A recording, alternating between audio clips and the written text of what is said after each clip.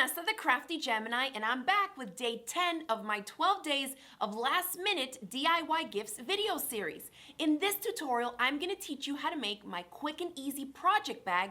It's going to be perfect for you to take your yarn, needlework, or other hand sewing projects with you on the go.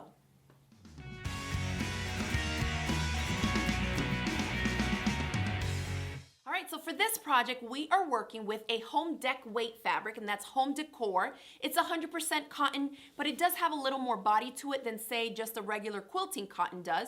But I would steer clear of using things that are maybe too thick, like duck cloth or a really heavy-duty canvas.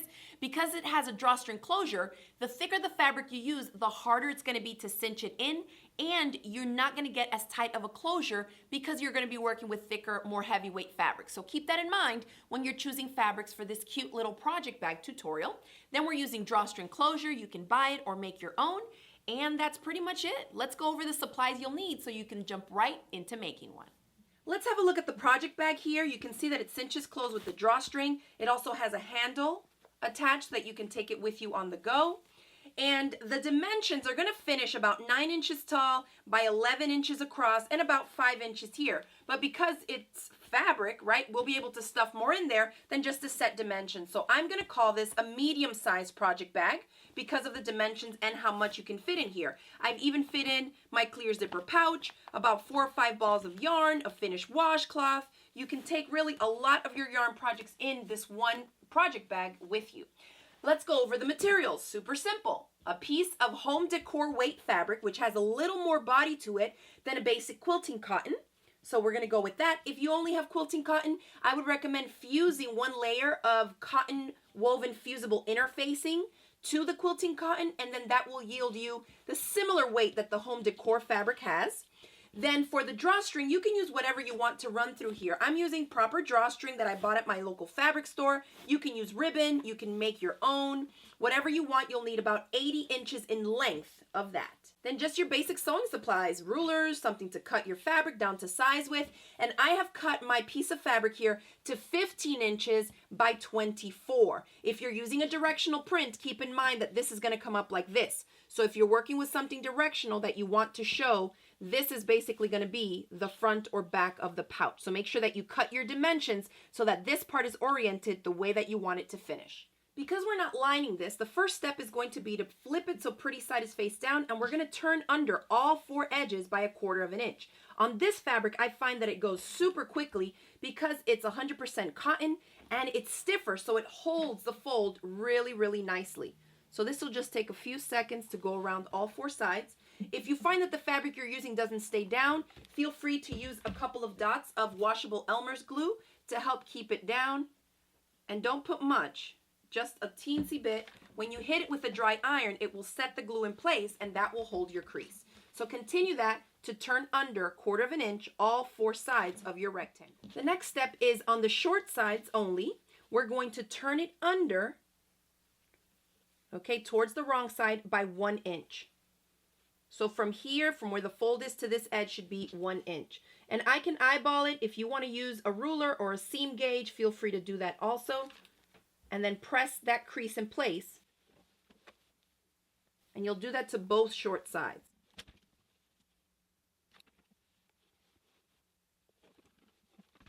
Now we'll head over to the sewing machine and we're going to top stitch the bottom edge of this down.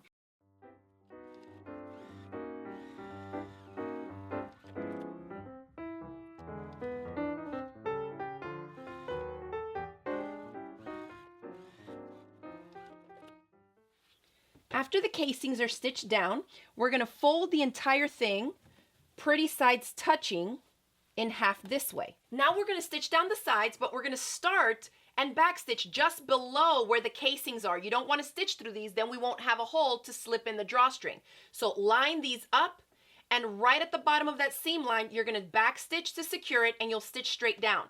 To stitch down the sides, we're going to use a little bit bigger, about 1/4 of an inch seam allowance. What I want you to do is not stitch over these folded under edges. Instead, I want the stitches to still go through the 2 layers, but to stay just to the left of your folded under edge. And bear with me, because I'll show you why I do it like this for this finishing technique. Then we'll do the same thing to the opposite side.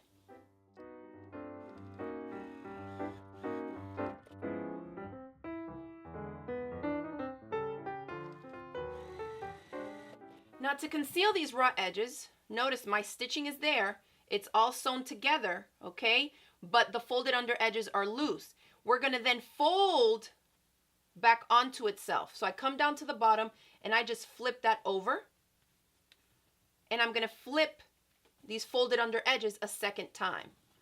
You can take this to the iron and press it, but I'm just gonna do it right here. And fold them back on themselves. Then you won't have any raw edges on the inside. And now I'll just go in and quickly just do another row of stitching anywhere in the middle of this just to hold these flipped under edges down into place.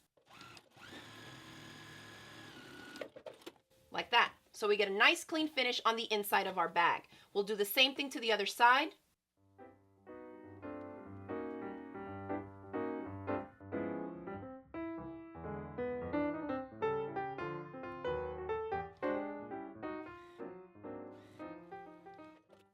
If you want to add the strap, we're going to start with a strip of fabric that measures 3.5 inches tall by 13 inches across. We're going to flip it pretty side face down, fold it up in half lengthwise and press. Then we'll open it and bring in the outer long edges to meet that center crease line so we can conceal the raw edges, and then press everything in half again on the initial crease line. And to make sure we hide the raw edges, we're going to turn under. I open it up and turn under the inside edges by 1/4 inch and press, and then refold it in the middle. You can put a clip or use the glue to hold everything in place, and repeat to the opposite side. Then we'll head over to the sewing machine to stitch down both long edges of our handle to secure it all in place. All right, and if you're like me and forget to install the strap on the side, no worries. Grab your seam ripper and pull out some stitches. I like to go usually about 1.5 inches or 2 inches down from where the casing starts for inserting the handle. And we'll take out 2 rows of stitching, one that top stitch and one the other. Of course, if you watch this whole video before you make it, save yourself this step. And I'm going to insert the ends of the handles, but I don't insert them both at the same space. So what I do is I actually open up a hole bigger than what I need, because I'm going to show you how I do this. We're going to loop this up. Instead of putting the 2 short ends together to sew them in where they go like this, I like to offset them to give myself a little bit more room here in the hand. So let me show you on the sample. You see how they're kind of offset? So aim for something like this unless you prefer a different way. So I'm going to loop it. I'll come in here because the loop needs to be on the inside part, and then bring out the 2 ends here. And I usually always have them extend a little bit past, so I make sure I grab everything when I go to sew it together. Then we'll just go back and finish off our stitching. Back stitching at the top, come all the way past, making sure that we stitch through both ends of the handle, and back stitch wherever I connected again on my previous line of stitching.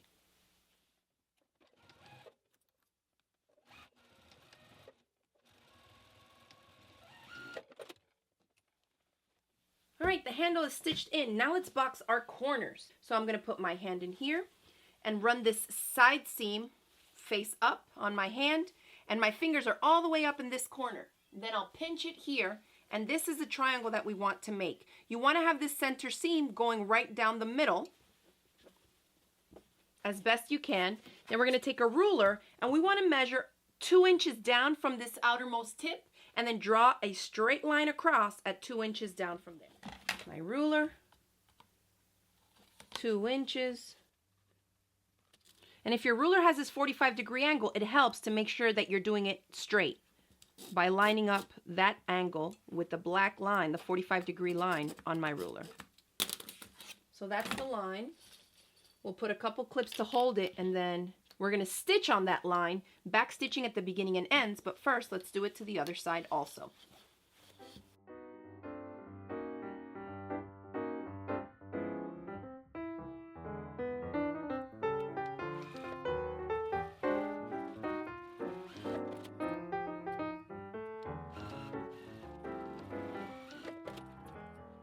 Now let's flip it right side out. You can see where those 2 ends were boxed. All right, so our project bag is done. Now we just need to feed the drawstring in through here. And I have cut my 80 inches. You want to cut them in half. So 2 equal pieces. So 2 pieces that are about 40 inches in length.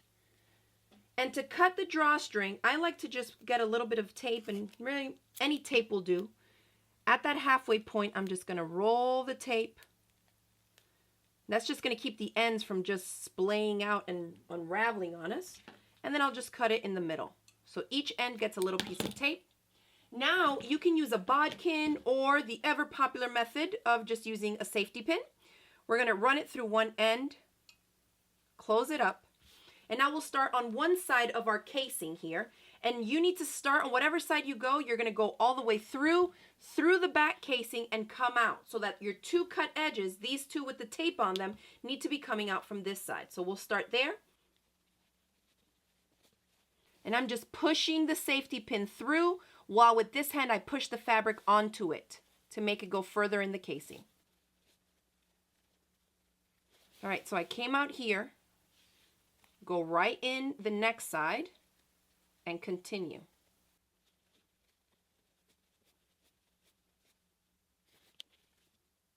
Now we'll take this off. I like to even these out and then just tie a knot through both of them so that they don't separate. Now we'll do the same thing to the other one, starting on the opposite side. If these 2 are tied here, I need to start here, go around, and come out here. So I end up with 2 knotted up chunks of drawstring just like this one.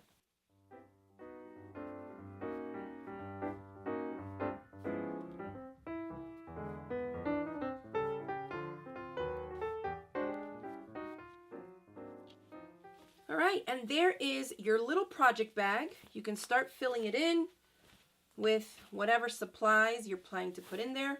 Cinch it up. And you can see that the fabric is sturdy enough that you really need to pull on this to get the stuff to come out. So here,